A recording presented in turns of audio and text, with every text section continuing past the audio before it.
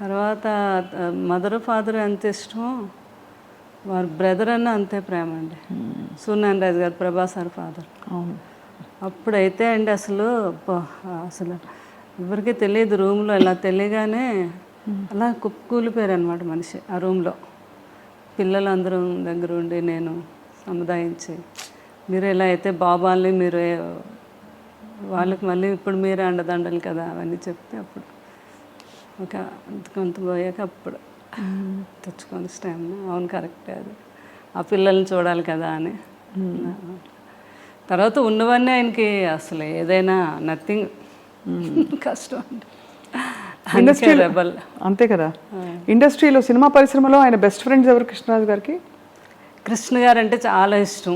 వాడిద్దరు combination అసలు అసలు ఎంత ఇష్టం అంటే కోవిడ్ టైంలో కూడా ఇంట్లో ఇద్దరు ఫోన్ చేసుకుండేవారు. ఏం కృష్ణ నీకేం కావాలి, మంచిగా చేపల పులుసు అవన్నీ పంపించినా నేనంటే అవన్నీ పంపించు కృష్ణరాజు, నువ్వు కూడా రావాలి మా ఇంటికి భోజనం అని ఆయన ఫోన్ చేయటం. చాలా ఇదిగా మాట్లాడుకునేవారు. విజయ నిర్మల్ గారు చాలా ఇష్టం అండి కృష్ణ గారు అంటే. తర్వాత శోభన్ బాబు గారు అంటే చాలా. అప్పుడు ఒకరండి శోభన్ బాబు గారు పోయారు అని కృష్ణరాజు గారు ఢిల్లీ ఎక్కడికో వెళ్ళి వస్తున్నారు, ఎయిర్పోర్ట్లో తెలిసింది ఆయనకి. నేను అప్పుడు ఆ రోజు వెళ్ళలేదు, నేను ఇంటి దగ్గర ఉన్నాను. అక్కడ విలేకరులందరూ పరిగెట్టి కృష్ణరాజు గారు వస్తున్నారని తెలిసి ఇలా శోభన్ బాబు గారు ఇలా అంటే ఇంకా అంతే అండి, ఆయన ఇంకా షాక్కి వెళ్ళిపోయారు. అంటే ఎవరు ఊహించినది కదా శోభన్ బాబు గారు. అప్పుడు ఒకరు చాలా చాలా ఇష్టం శోభన్ బాబు గారు అంటే. ఎవ్రీ ఇయర్ జనవరి 20 కృష్ణరాజు గారు బర్త్డే. అప్పుడు శోభన్ బాబు గారి బర్త్డే కూడా సంథింగ్ అదే టైం జనవరిలోనే. ఆయనకు బాగా గుర్తు, జనవరి 14th 15th ఏదో ఆ టైంలో ఫోన్ చేసేవారు కంపల్సరిగా కృష్ణరాజు గారు. ఒకసారి నాకు కూడా ఇచ్చారు శోభన్ బాబు గారితో వాడితో మాట్లాడి ఇద్దరు ఒరేవారు అనుకునేవారు. శోభన్ బాబు గారు అమ్మ వాడికి పిల్లలంటే చాలా పిచ్చమ్మ అంటున్నారు నాతో. కృష్ణరాజు గారు పిల్లలంటే చాలా ఇష్టం అని. అవునవును. అలా అంతా బాగా అంతా. తర్వాత మురళీమోహన్ గారు అంటే చాలా ఇష్టం. అందరూ ఆ తరంలో ఒక ఆత్మీయత, ఒక కలుపుగోలుతనం ఉండేది కదండి. చాలా అండి అసలు మామూలు. ఇప్పుడు తర్వాత తరంలో కొంచెం మారిపోయాయి, మళ్ళీ అంత ఫ్రెండ్స్ ఎవరు లేరు. అందరూ గిరిగేసుకుని లోపలే ఉంటున్నారు. నిజమే కదా నేను అన్నది? బాగా ఎక్కువ కలిసేవారు. ఏదో ఒక ఫంక్షన్ ఉండేది, ఆ ఫంక్షన్కి పిలిస్తే కంపల్సరిగా అటెండ్ అయ్యేవారు. ఇది ఉండేది. అది ఇప్పుడు చాలా తగ్గిందండి, లేదు అది. అలా ఉంటే బాగుందని అనిపిస్తుంది నాకు. అప్పట్లాగే ఉండాలి ఇప్పుడు తరం వారు అంతా కూడా ఉంటే బాగున్ను అనేసి.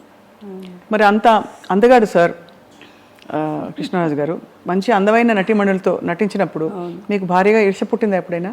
ఎప్పుడు లేదు. అంటే కృష్ణరాజు గారి సంగతి నాకు తెలుసు కదా, ఆయన ఎట్లాంటి మనిషి ఏంటో అని. నేను కూడా అందరిలాగా ఎంజాయ్ చేసి చూసేదాన్ని. అంతేనా?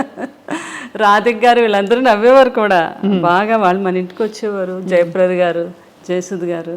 కృష్ణరాజు గారి గురించి చెప్తా ఉంటే నేను ఎంతో ఆనందం. అమ్మ షూటింగ్కి వచ్చినా కూడా సార్ ఎంత గొప్పతనం అంటే లాస్ట్ వరకు నిల్చొని మేమందరం ఎక్కి షూటింగ్లో ఆడపిల్లలు ఎవరు వెళ్ళే వరకు కూడా ఆయన వెళ్ళేవారు కాదు షూటింగ్లో.